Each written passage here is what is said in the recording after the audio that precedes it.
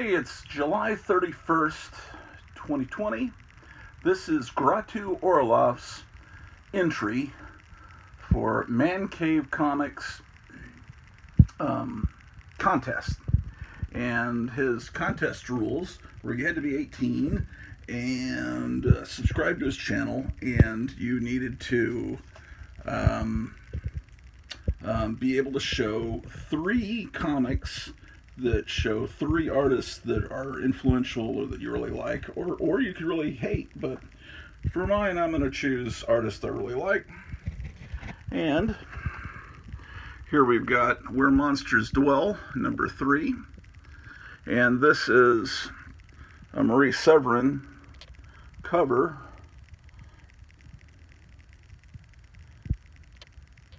Marie Severin is an artist that I dearly love. She started as coloring all the old EC comics in the early 50s. And she was behind the great coloring of the covers in Marvel Comics in the 60s. And she's just a tremendous artist, and she has a style that has a little bit of whimsy to it. And then, so that's Where Monsters Dwell. I also loved her work in a comic called Not Brand Ech. There was a, forget what brand of cleaner had a commercial in the 60s, and they compared their product with Brand X. They didn't want to mention the name of their competitor, so Stan Lee in Marvel Comics started calling his competitor, DC Comics, Brand Ech. The sound effect, kind of popularized by Mad Magazine. Sound effect basically of someone vomiting. So DC became Brand Ech. So whenever they'd refer to their competitor, they'd call him Brand Ech. So this comic is not Brand Ech. And it was Marvel's attempt in the mid-60s to parody their own heroes and the heroes of DC. And Marie Severin did a lot of the art. And I've got multiple copies of a lot of these Not Brand Ech issues, because they were, whenever I see them, I buy them because they just made such a huge impact on me in the early 70s. I first saw reprints. Some kid brought to school a copy of a comic called Crazy that reprinted these old 60s comics, and I just couldn't believe what I was seeing. It doesn't just parody Marvel and DC, it parodies Gold Key. They have a parody of Magnus the Robot Fighter and all that stuff.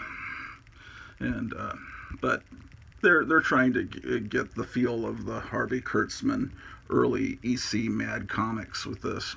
This issue is amazing, and it has a panel by panel parody of Fantastic Four #1, which is actually done by Kirby, penciled, and then Marie Severin does finishes it out. And there's a great parody of Superman with all of his here's another copy of that. Okay, so that's 3 by Marie Severin.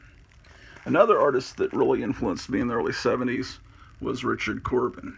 And when I saw this cover at the 7-Eleven, just a block really from where I'm standing right now, I just, you just can't, his colors and everything, it's just hard to believe. It's just a whole nother universe when you see Richard Corbin. This is a Erie 90. Here is a cover for another Warren magazine, The Rook, who is a time-traveling Western superhero. I think he actually, the Rook has a time machine that looks like a Rook chess piece, and at one point he goes back in time and rescues his great-great-great-grandfather from the Battle of the Alamo, and then his I don't know how many great-grandfathers becomes his sidekick, as I recall. But again, Richard Corbin uses an airbrush to get this amazing. And it's like Marie Severin, it's realistic, but it's also cartoony. And that's something I really like. And then this cover, I remember when I first saw this at Lone Star Comics in its original location. You know, it's just a wonderful world that he creates. Richard Corbin from Kansas City. Okay, so that's my artist number 2. And then I've got Michael Plug.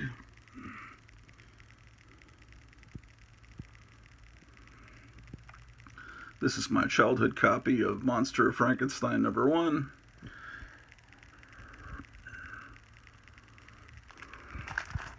And another great Plug cover.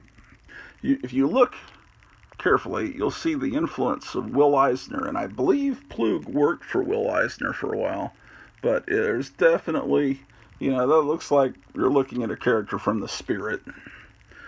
But it's not a complete rip-off of Eisner by any means. It's just I mean, how could any kid in 1972 resist buying this for 20 cents? But you got to realize 20 cents was not 20 cents in our money now. 20 cents, you know, it's like $1 kind of then. And I bought this comic off the rack at a 7-Eleven in Hampton, Virginia. Again, that was 2 blocks from my house. I walked up there, bought this, and I guess at some point they'll do this character right in a Marvel movie, possibly. Who knows? Well, I think that was three comics, 3 artists. I'm 18. I think I met August 1st or about there is the deadline for the contest. So I think I met all of the criteria. So with that, I will sign off this video. But I'm going to be doing a bunch more today as I go through all these boxes and things. And I'm starting to find some cool stuff. And I'm going to show that off. I just found some cool 60s fanzines that I'll show you in the next amazing video. Things are starting to change a little bit for the better in the comic book room, so I'll let you see some more glimpses of that soon. Take care.